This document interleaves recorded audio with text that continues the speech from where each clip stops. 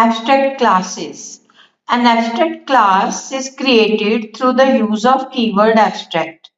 An abstract class is the one that simply represents a concept and whose objects cannot be created. It can have abstract methods whose definition is provided in the subclasses.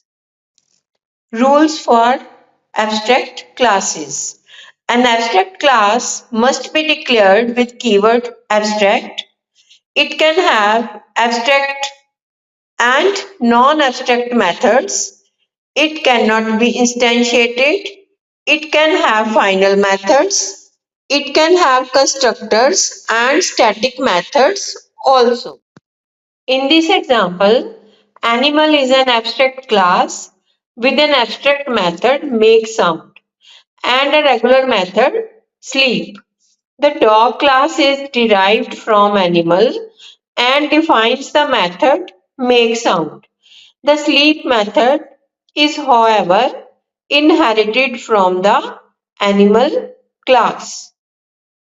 Advantages of abstract classes. By using abstract classes, you can define a common interface for a group of related classes while also providing some shared functionality. If this video is helpful, then please like the video and subscribe the channel. Thank you.